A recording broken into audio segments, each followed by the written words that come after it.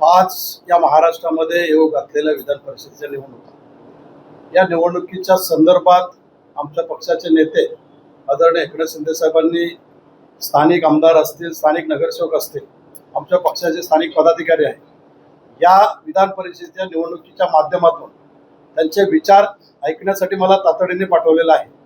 आणि म्हणून यांचे विचार आणि या जिल्ह्यामध्ये असणारी पक्षाची ताकद याच्यावरती विचार करून या जिल्हा परिषद या जळगाव जिल्ह्यामध्ये ही विधान परिषदेची निवडणूक शिवसेनेने लढवावी अशी सर्व आमदारांची, सर्व पदाधिकाऱ्यांची मागणी आहे. कारण याच्या पूर्वी 3 वेळा या ठिकाणी शिवसेनेचेच उमेदवार होते, शिवसेनेचाच आमदार झालेला होता.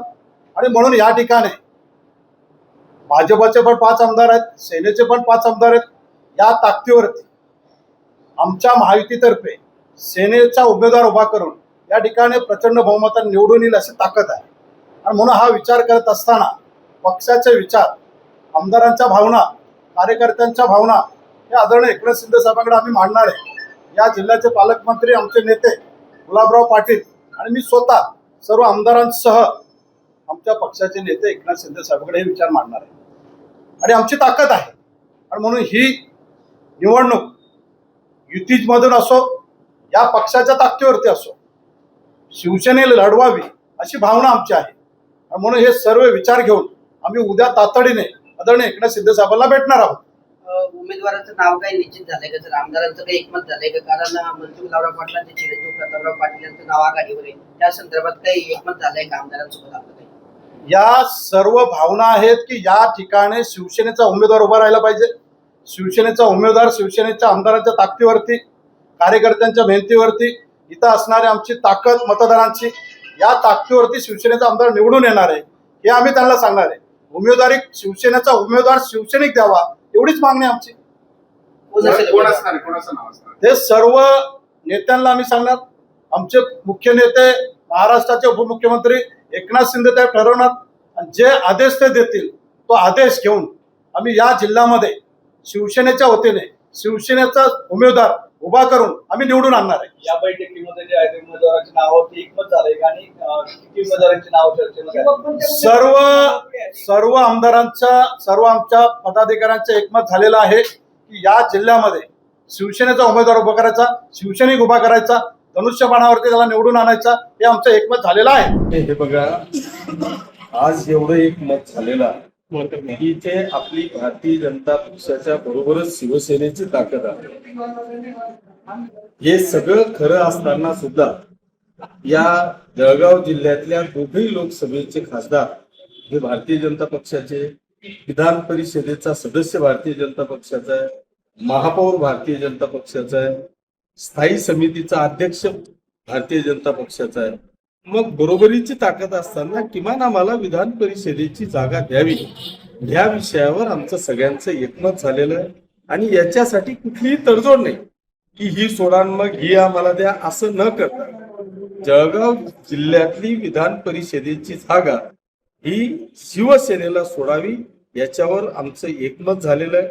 जर का शिवसेनेला सुटणार नसेल तर आम्हाला मैत्रीपूर्ण लढत लढण्याची परवानगी द्यावी. याच्यासाठी सर्व आमदारांचं शिष्टमंडळ उद्या माननीय आमचे मुख्य नेते, आत्ताचे उपमुख्यमंत्री एकनाथ शिंदे साहेबांना भेटण्यासाठी उद्या कुठल्याही परिस्थितीत मुंबईला हजर राहावं अशा पद्धतीचं एकमत. उमेदवाराच्या नावावरती काही बदल झालेला आहे का? तुमचे चिरंजीव असतील, मंत्री गुलाबराव पाटलांचे चिरंजीव, दोघांची नावं या ठिकाणी चर्चेत आहेत. सध्या पुढे कोणाचं नाव? एक लक्षात घ्या, जरी उमेदवार सगळे इच्छुक असले तरी उमेदवार निश्चित करण्याचा अधिकार हा शेवटी शिवसेना प्रमुखांचा असतो, पक्ष प्रमुखांचा असतो, मुख्य नेत्यांचा असतो. त्याच्यामुळे तो अधिकार हा माननीय एकनाथ शिंदे साहेबांवर सोडलेला आहे.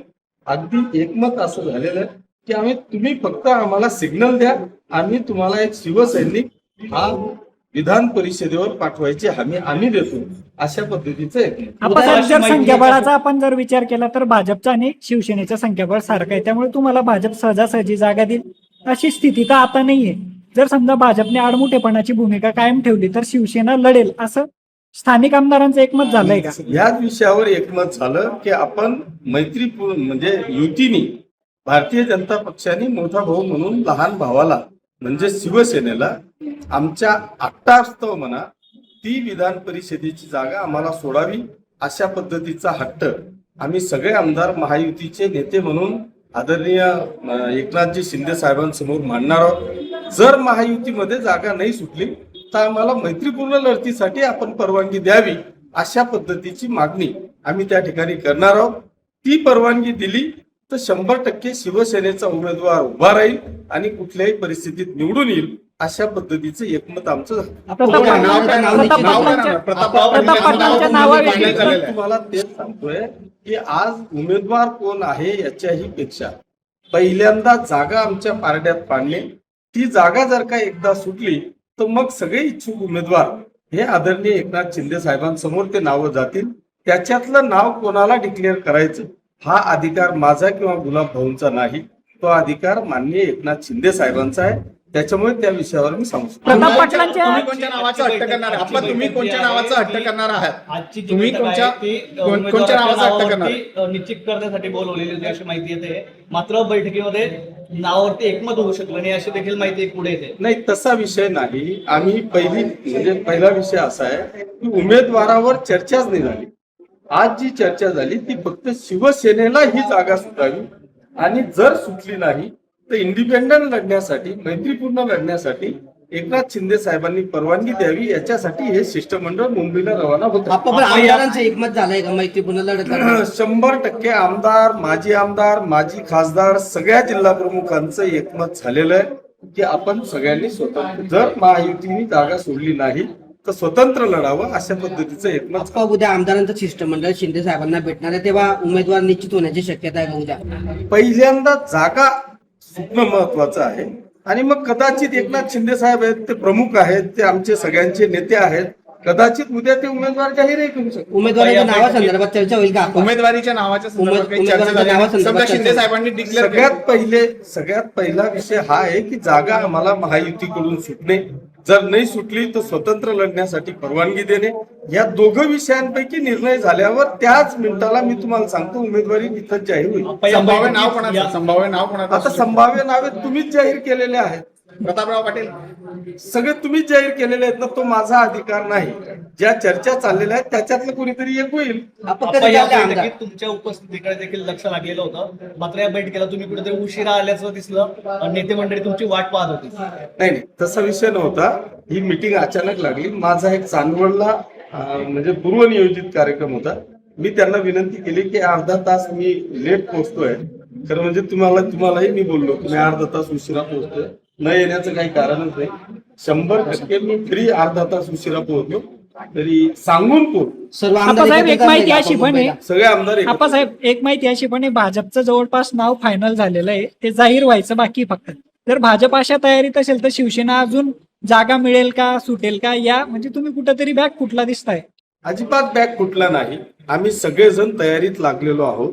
जर तयारी नसती तर आम्ही सगळे जिल्हा प्रमुख, आमदार, माजी खासदार, माजी आमदार या मिटिंगला आले नसते. आमची ऑलरेडी तयारी चालू आहे.